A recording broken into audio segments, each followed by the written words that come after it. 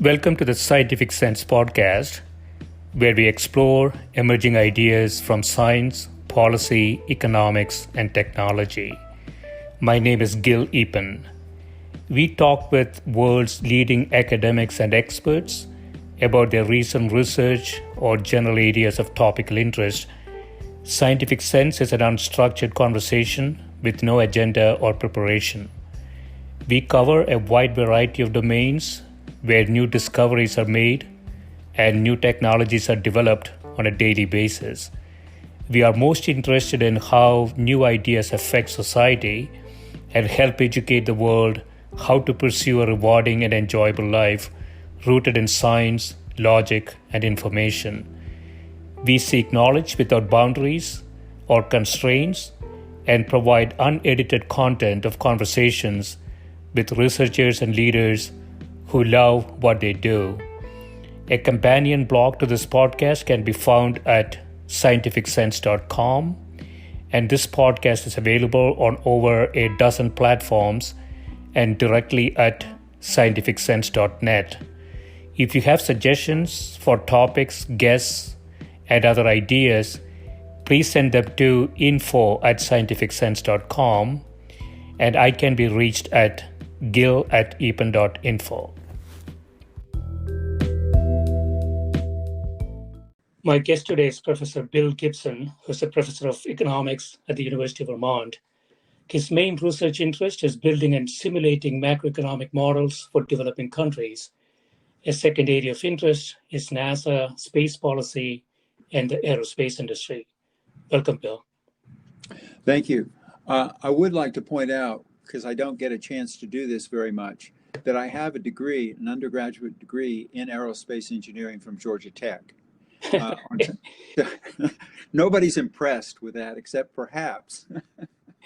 No, so yeah, that's good, Bill, because I used to be an engineer myself. And, I know. And I did some work for NASA too a long time ago.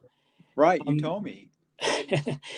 So I want to start with the short essay that you have, Can the Free Market Save the Space Program? And in that essay, toward the end, it says here, in betting taxpayer money on the nascent commercial spaceflight industry's promises of an orbiting free market waiting to be born, the agency has shown that, NASA here, shown that it hasn't fully cut itself loose from its old gambler's impulses. The belief that the next paradigm of manned space exploration, the thing that will make all of this worthwhile, is just around the corner. I know that you have a lot of interest in this area, Bill. So do you want to set the context for sort of where the space industry is? I know that a lot of private companies have come in. NASA is now buying services. And so sort of a free market has started to happen. So what's the status quo? Okay, I can certainly do that, and I'm prepared to. But I thought that it might be a little bit better to start with the economic perspective on what I'm going to say. Otherwise, I'm not totally sure that the listeners would really understand exactly what I'm saying and why I'm saying. Sure. I think if we gave a little bit of background to the economic way of thinking and the appraisal of what you just said, the problem that you just laid out, I think it might be a little bit clearer. So let me just say what the economic way of thinking is in a nutshell. Basically, economics looks at an assembly of agents, which we call an economy, and we look at the well-being of those agents. And the critical point here that I want to make with you is that the well-being is evaluated according to how the agents in the system evaluate it themselves. So for economists to impose on any kind of problem his or her own value judgments would be considered to be a rookie error. It would just be considered to be wrong in economics. It's not what we do. That's not true in other social sciences. Prescription, that is, normative comments are made throughout the rest. And economists often make normative comment as well, or analysis as well. But as they say in sports, winning is not everything. Wanting to win is everything. So I could make an analogy to economics to say that being objective is not everything, but wanting to be objective is. So we can talk about the market mechanics, but before we get there, I know that you have thought a lot about these things, but I want to start at a slightly higher level, and that is, why should we explore space, in your view? Well, now I'm ready to tell you the answer to that question. Thank you for persevering, putting up with that long introduction. But we can give you credit for Econ 1 because we take a whole semester explaining those concepts in Econ 101. And so if you got it, that's great. Okay, here's the reason. Because the public, why should we? Well, there are two basic reasons. The things that human beings value, what are they? Okay, there's energy, there are minerals, okay, there are metals, raw materials, and finally real estate. All of those things are available in space at virtually infinite quantities. Now remember, from your mathematical background, that infinity is not a number. It's important to point that out because many people think, oh yeah, infinity, I know that's a number. No, it's not. All it says is that there's no limit to the process of acquiring those goods in space. There's just no limit. You can always get more of them. Now, therefore, space exploration is going to relieve resource constraints on Earth. That's number one. Number two, if we get into problems on Earth of conflict versus cooperation, which I think is increasingly unlikely, when Gerard O'Neill, the physicist at Princeton, was first devising his theory of space exploration, we were in the middle of nuclear conflict, potential ICBMs coming from the Soviet Union. We had no problem agreeing that let's defend ourselves against that. And so what his argument was that humans could destroy themselves. Now, we could also destroy ourselves with global warming. We could also destroy ourselves with a number of other methods, including a pandemic.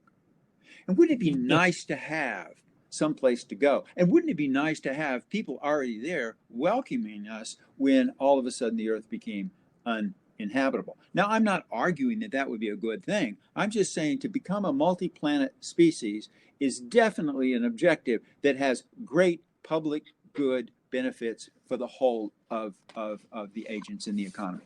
Go ahead.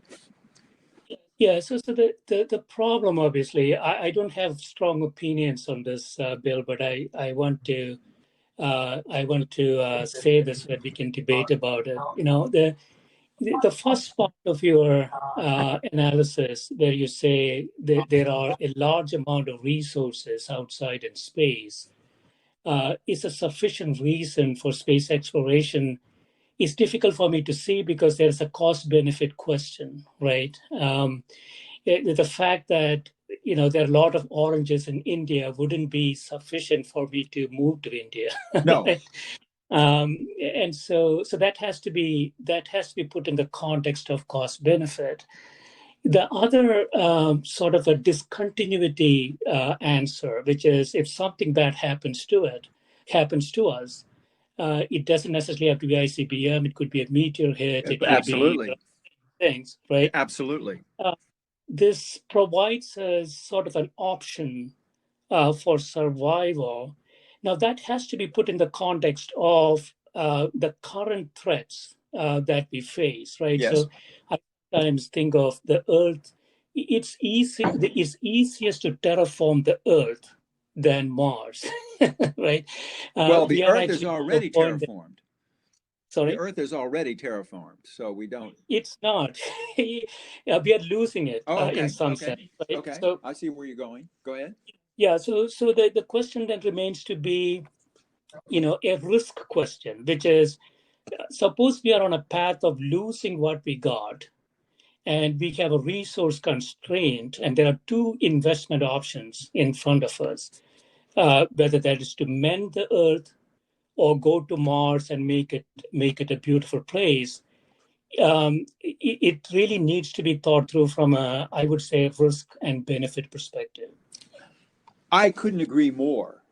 And the way we normally think about that, I mean, at this, you're talking the language here of economics when you mention cost benefit analysis. And risk, of course, is a subcategory of that, because what we usually do to factor in risk in cost benefit analysis is compute expected values of costs and expected values of benefits. And so I couldn't agree more. So here is the way in which we would have to make the argument about why go to space. Yeah. If a resource gets to be scarce, okay, what will happen in the economic way of thinking is that its price will rise.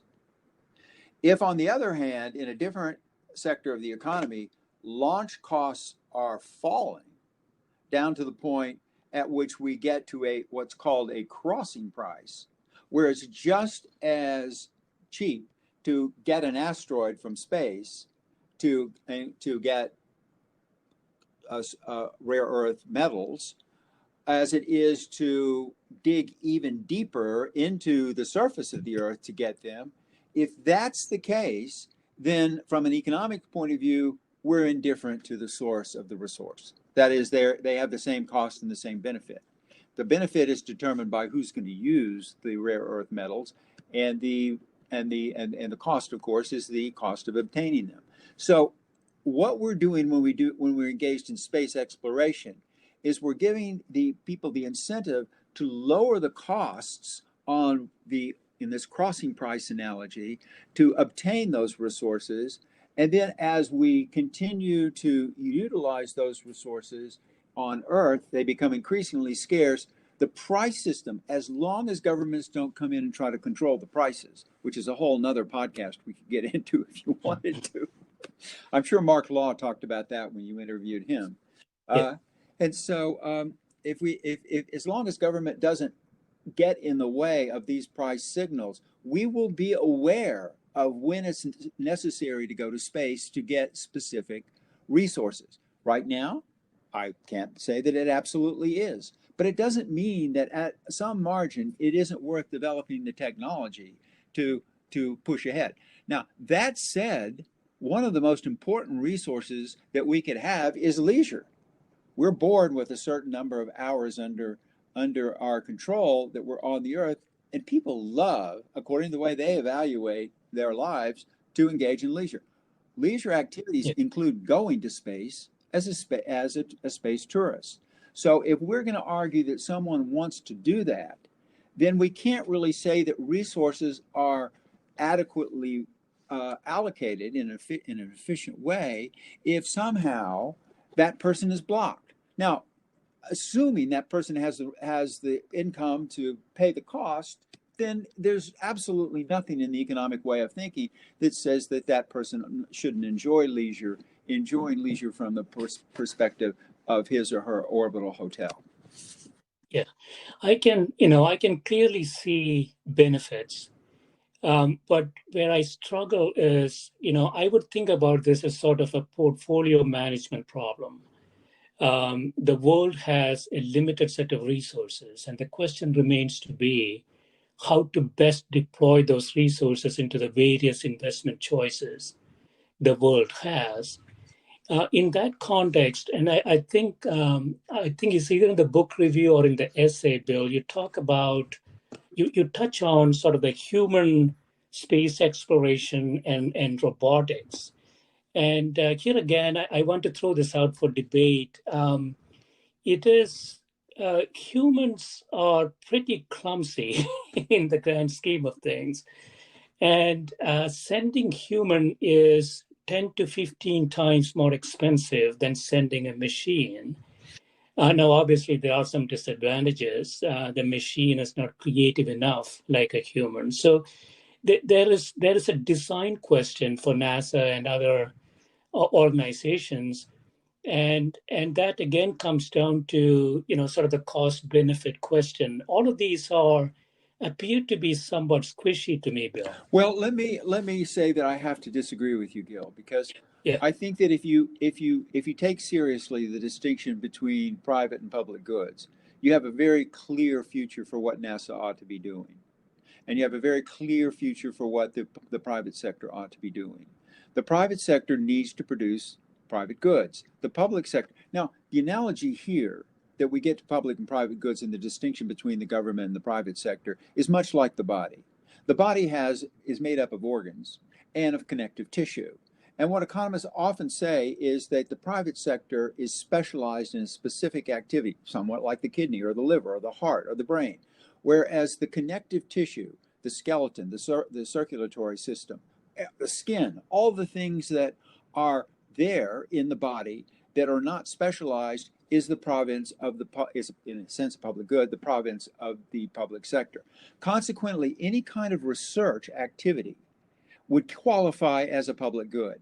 However, taking tourists to space would be clearly a private good. Now, I know some people enjoy watching astronauts. One of my best friends, in fact, I have to leave, according to the time I told you, because we're having dinner with some of our best friends, one of which is an astronaut.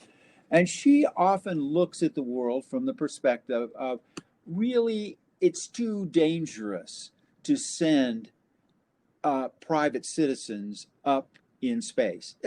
I don't want to mischaracterize, I'm not going to identify her, but I don't want to mischaracterize her view in case she listens to this podcast, but that a lot of astronauts, we know quite a few astronauts, a lot of them will say, I'm not really too sure about this idea of private citizens in space because, there's a lot of things that can go wrong. It's really dangerous and maybe it's not such a good idea.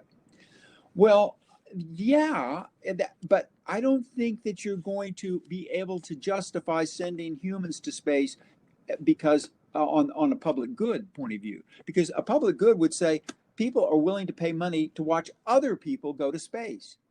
Is that really true? Well, I don't know. I don't know how many people will go to Disney World or an amusement park and pay to see other people go on the rides. Oh, maybe grandparents will. But most of the time, we like to do it ourselves. And so the reason why, this really infuriates when the economic way of thinking produces this kind of conclusion in the face of an astronaut. Most of the time when we talk to astronauts and we say, look, you guys are like the mountain climbers that are setting the ropes for the rest of us. And let me tell you something. If there's no rest of us, you don't even need to set those ropes. Because the only reason to send a human to space, at least from the point of view of the average person in the economy, is so that they can take those risks, figure out how to make it safer, just like the first people that flew in aircraft, and allow the rest of us to go there more cheaply and more more safely. And if you can't do that, well, then there's kind of no point in sending you guys out there. Now, that's from the perspective of the economic way of thinking. Yeah. I mean, I have no issues with like you say, a private industry developing, doing research and development, creating products. If space tourism is a product they're offering and there is a demand for that product, that's how markets work. Right. But if all these activities require subsidies by a public entity, then it's a different question, because the subsidies is a resource allocation question for society. Absolutely. Absolutely. And so, when SpaceX and others say this is the best thing for humanity to do, I beg to disagree. There are a lot of good things for humanity to do today. This is one of the good things, but it's not necessarily the best thing. It's clearly the best thing for SpaceX and Orbital because it's an economic question. Well, let me respond. Let me respond Yeah. to that in two ways. And again, I'm going to go back to my public good and private good analysis that economics gives us. It's difficult to argue that when you go after this podcast, maybe out to grocery store to grab a bite to eat or something, get in your car, that you're being subsidized by the roads that you drive on. I think it's just a tough argument to make. On the other hand, if you got a check in the mail from the government that said, hey, we know that you're suffering, here's $1,500, that would pretty much be unequivocal that that was a subsidy.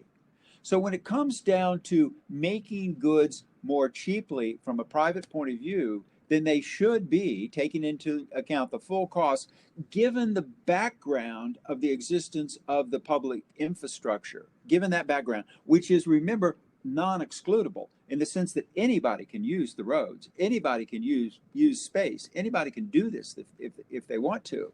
Okay, if you look at it that way, then the act of providing the connective tissue to the space industry or any other can't really be considered a subsidy. It's not really a it does not, public goods do not destroy or do not undermine the efficient allocation of resources. So I would say, yes, you're 100% right. If this market is to stand on its own, it needs to stand on its own. But that doesn't mean that it can't take advantage of research that goes on in the public sector. 50% of what we do in the universities is research. 50% of the research done in the United States is done by universities. So agricultural extension, this is bringing to farmers the information about better crops. And you know, NASA came out of NACA. It's mostly said NACA, which is the National Advisory Committee on Aeronautics, which never got into operations itself. It provided airfoil designs, it provided prop and cowling designs for the fledgling aircraft industry, but never really came head-to-head competing with the aircraft industry in the sense of providing its own airplanes to crowd into that market. That's the proper way from the economics point of view to think about subsidies, who's getting subsidized and who is not.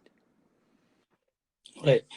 Yeah, I mean, it makes a lot of sense, Bill. I mean, you know, there is an infrastructure, there is R&D, that is public good that anybody can use. We do that in pharmaceuticals, Absolutely. we do that in all the industries, right? So that is not a problem. But the problem, and again, this is not a problem, I'm just throwing this out there for discussion. The question is whether there is some sort of a strategic intent on the part of the space administration to, let's say, to colonize Mars, to send humans to space at some frequency and so on, then those things need to be really debated, right? Because it is not very clear from, as you say, from an economic perspective, that is the best use of tax dollars. Right, it might be, but it has to be proven in some way. Well, I couldn't agree more with you there. That if you're looking at, for example, a private company going to Mars or the moon to go into the regolith of the moon and harvest helium-3 for use in fusion reactors, and that's a private good, then the government has absolutely no role there. That you're absolutely correct. Going and colonizing, I mean, in centuries past, governments thought it was a public good to colonize other countries. That's highly debatable and probably completely wrong. So I think it's very difficult to argue that the acquisition of real estate by means of the state that's not part of the country that's very difficult to argue. So let me just say that you're right. I couldn't agree more that we would have to have a big debate about whether that was a good idea or not if there were going to be public funds. But Elon Musk is not looking for public funds to colonize Mars. He's looking for public goods, the connective tissue that gives infrastructure. Pad 39A and 39B, for example, is part of the infrastructure of the Florida Space Complex. That's like bridges, canals, internet, and other things. So I think it's a pretty rough thing to say, not a fair thing to say that if they go to Mars, they will use 39B to probably lift off, or there's two of them, two pads, ones that the Apollo astronauts took off from. I don't think that's really subsidizing. I think that would be fine. But I don't think that the government needs to try to colonize Mars as an act of the government. It would be wrong. I mean, we've certainly opposed that if China tried to do it. And I don't think the United States ought to try to do it either. But I certainly think that if it's in the if it's a revealed preference of Elon Musk, that government should not stand in the way of an individual doing that. Yeah, I agree. Subsidy is sometimes difficult to see. For example, electric vehicles in the US got a tremendous amount of subsidies. The public doesn't see it clearly, and there are private companies who have a lot of profits out of tax dollar subsidies. And similarly, if there are no subsidies in space program, that is good. But I would argue that if you have contracts with NASA, pre-commitments of certain purchases into the future, that's a forward-looking subsidy. You would not, as a private company, take that investment without that. I'm having a hard time seeing how that's a subsidy. Okay, let's just any public good that the government decides to call into existence, defense. Okay, that's a classic example. Communication structures, all the infrastructure that we talked about, any of these things that are non-excludable and non-rival, okay, that the government calls into existence, are allocated through the political process. If we see, hey, you're spending too much money on bridges, you've got bridges to nowhere, then the people that are in Congress and in the government that allocated those funds to those bridges get punished. They don't do it as efficiently. They're not punished as efficiently as if they were in the private sector and they would be punished by the price system. But you have to kind of say that with public good allocation, you do have some squishiness.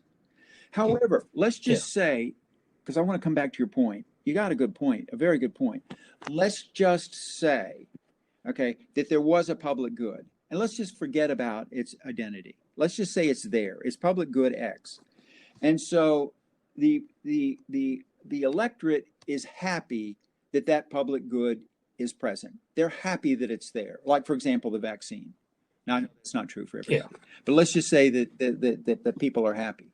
Okay. Now, let's just say the public good was paid for by the government, but some individual provided it. And let's go to the extreme here, Gil.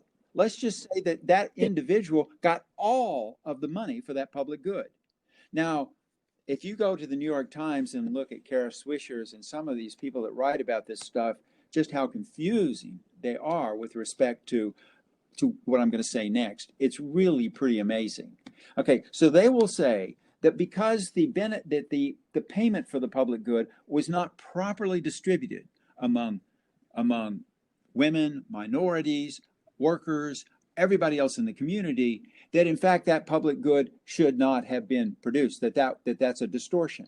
But no economist would agree with that, because look what's already happened. The benefits are not just on the supply side. The benefits are also on the demand side.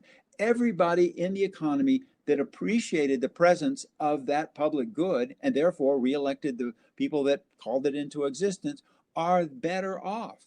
If they weren't, they wouldn't have supported the provision of the public good in the first place. So to ignore that fact and focus on how the supply side distributes the payment for that public good is a real bastardization of economic logic. No economist would use that. I mean, you could look at every single private good that's produced in the economy and say, okay, now who got the payment for this? Was it the workers? Was it capital? Was it somebody else, some interest group? And then you could break that down. Instead of have a list of ingredients, have a list of beneficiaries that benefited from the sale of this public good. But that would really undermine the whole way of thinking about the economy, because when you go and buy something in a store, a grocery store, you put down $5 to buy any commodity. What you're saying is that you want that commodity more than you want the $5. What the supply side does with that $5 is not, and you don't care, because you know your decision was there. I want the good more than I want the money. Otherwise, you wouldn't go in the store in the first place. If you want to keep the money, you just wouldn't go in. Yeah. So the idea of well-being. You see what I'm saying? Yeah, it's a complex question. So, just like you have to separate investment and financing decisions, you have to separate the question of subsidies and whether the investment leads to public good. So Right. let me That's talk good. about That's both good. of them quickly. Go ahead.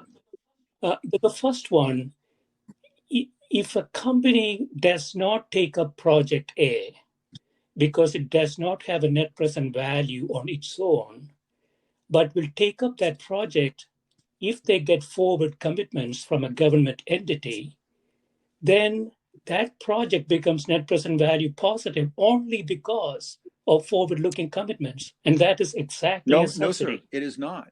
It depends upon how. It depends upon what the benefit of that good that the government is demanding from that company. The second part, I'm just taking the first part. Whether that is a good public good decision is the second part. The first part is there is money transfer from the public to that company to produce But something. In this case, it's a forward-looking but commitment. Gil, that doesn't make any sense because what if some private individual came up and look, whatever good we're talking about, that let's say it cost $1 million and that turned the investment from net present value negative to net present value positive. That's the problem we're working on, right? Yeah, What difference does it make? if it's a Why do private you call individual, it's fine. what difference does it make? Let me just ask you this question in this way of thinking. What difference does it make whether that demand came from the public sector or a private individual? Why would you call it a subsidy So you don't see and a not? difference between a private equity firm investing into a project and government investing into a project. You don't see a difference.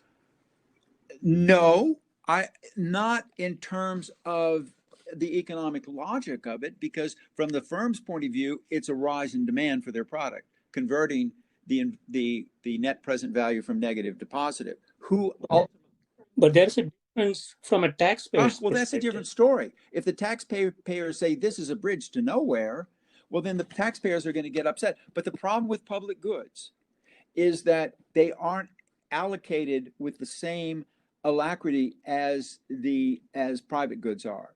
That is, public goods get allocated in a squishier way because we have to go through this political process. One person, one vote. We've got to go through this political process to allocate them. So you could be absolutely right that the public sector individuals, this is all goes back to public choice theory, and we have a Nobel Prize on that from Buchanan in the 1980s. But the idea there is that if there is a mismatch between the aggregated preferences of the individuals in the society and the government, well, then something has to be done. And you would be absolutely right. That would be a misallocation of resources. But to call it a subsidy, let's back away from that a little bit because that's emotive language to some extent for many people. It would be better to say that what is going on there is that the preference aggregation problem has not been solved. The government has taken its liberties to create a public good that people don't really want. And so therefore, there's clearly a misallocation of resources. I have forgot to mention one thing that was important, which is in economic theory, people own the government. The government does not own the people.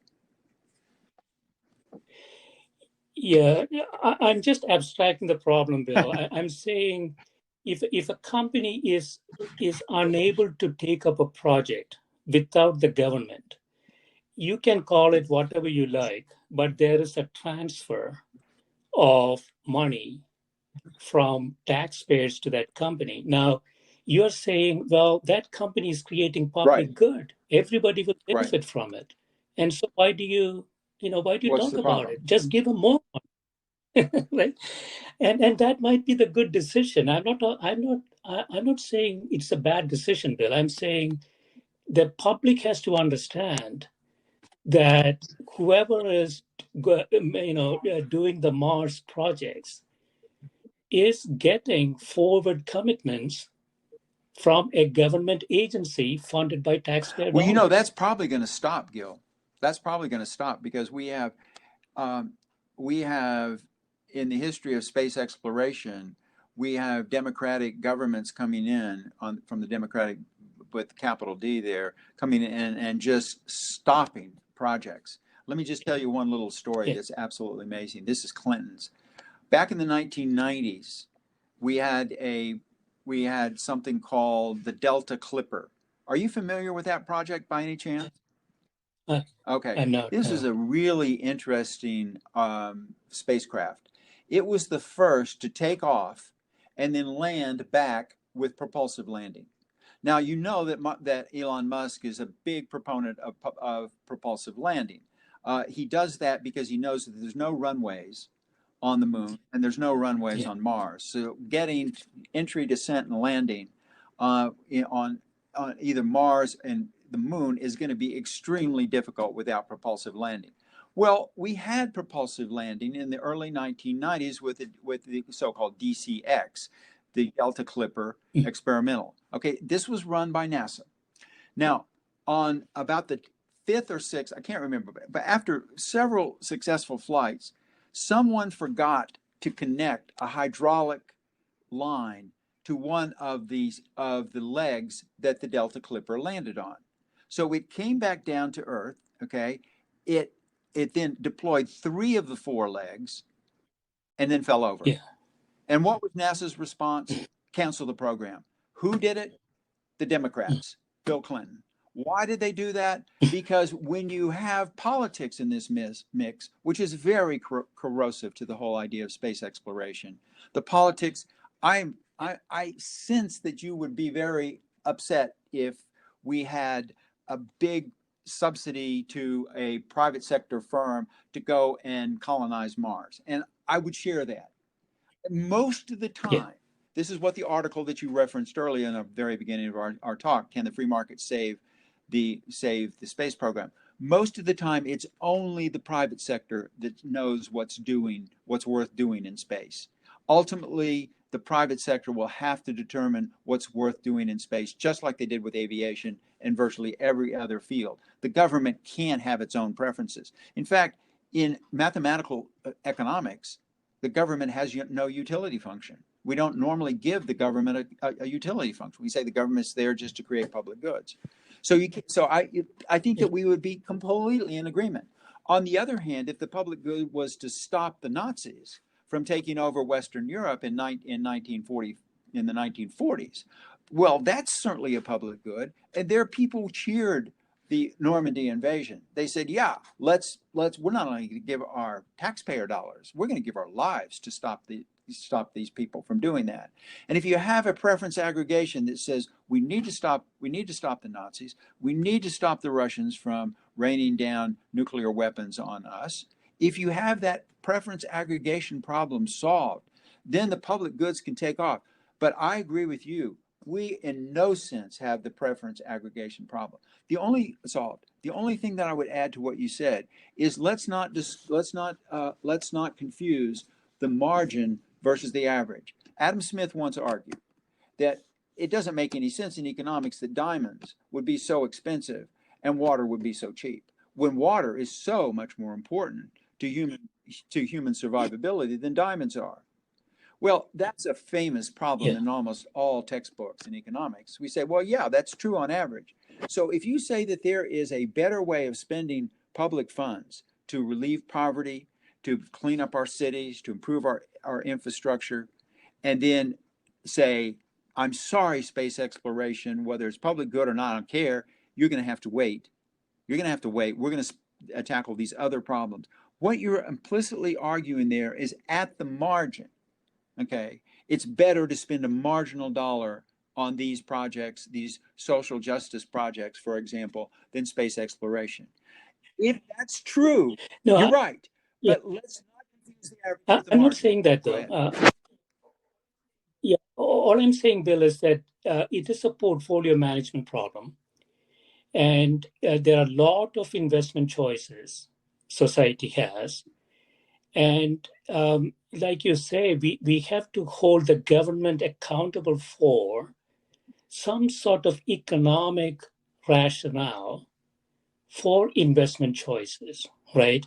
We cannot, like you said, normatively say space is a beautiful place, let's go explore. it doesn't quite follow because you have a very strong resource constraint at the portfolio level. And so it is the government's responsibility to show the investments that they make have economic value to society and has the highest economic value And to that's society. exactly So, right. you know, You are just yeah, recounting, you are just reprising, Gil, in an eloquent way, exactly what's going on right now with NASA and the private sector. NASA is recognizing the validity of the argument that you just made. It started back in the 1990s, actually, earlier than that, in which we had we started with the commercial space program, and NASA decided that it was going to focus more on research, development, and questions that the private sector would never try to address, which is what was the origin of the universe and so forth, and then leave the supply of the International Space Station to the private sector. So, to NASA's great credit, it's recognizing the validity of the argument you just made and saying to us, look, if you want to go to space, become an internet billionaire and do it. We'll help you. We'll provide the public goods. We'll help you with the research, but we're not going to yeah, subsidize you. yeah, And I think that is the exact change that we're going through right now. Lori Garver, you remember that from the article? Lori yeah, Garver was the one who started this whole thing. She is despised by some people and beloved by others because she's seen as undermining the whole public sector attitude. There is an attitude.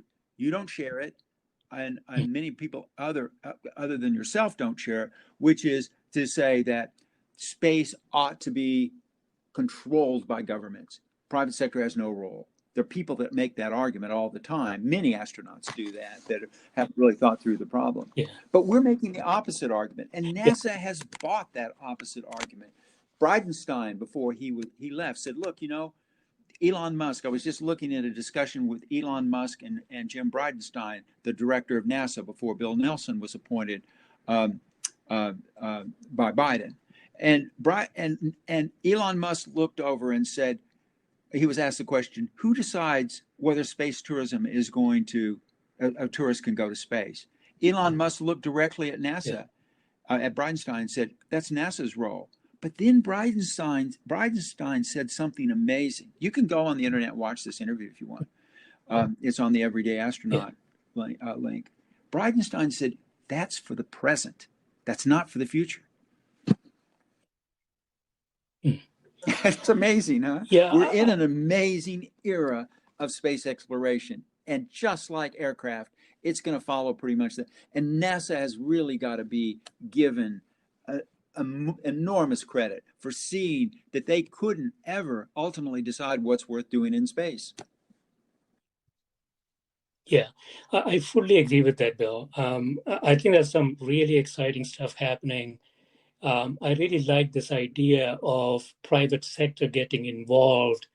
I believe we just need a higher level of transparency as to how decisions are made, how economics are flowing in the ecosystem.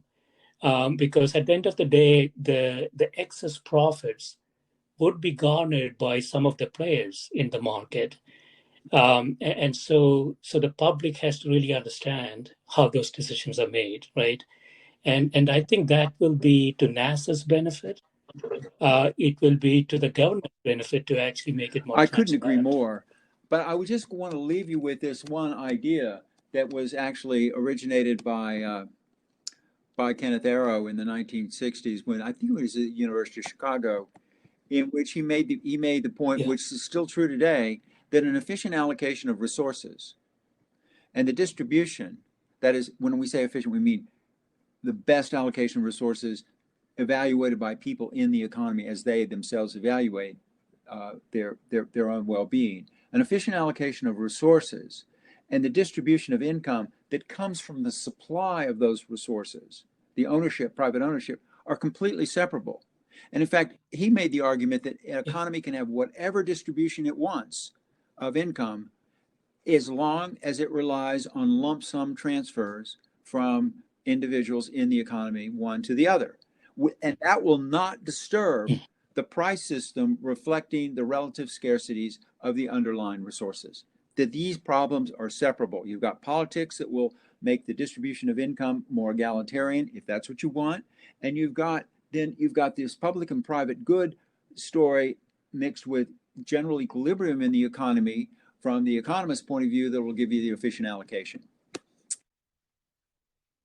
Fully agree, Bill. It's just like in corporate finance, investment and financing decisions That's are a good separate point. decisions.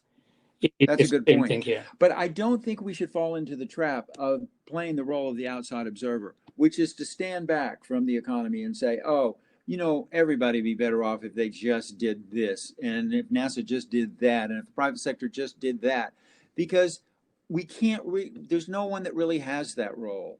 We're a bunch of people in the economy, a bunch of agents, and you know, nothing makes this more clear than agent-based modeling. When I started teaching that back in the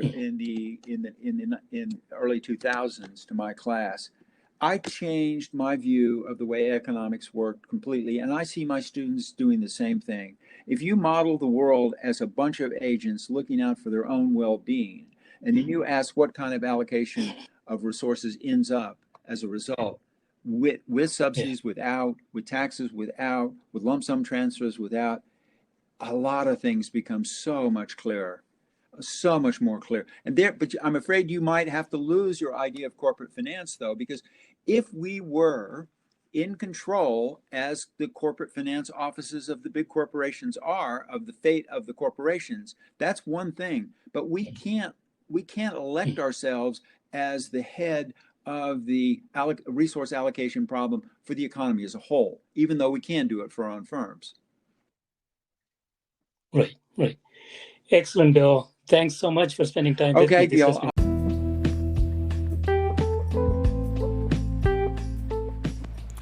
This is a Scientific Sense podcast providing unscripted conversations with leading academics and researchers on a variety of topics. If you'd like to sponsor this podcast, please reach out to info@scientificsense.com.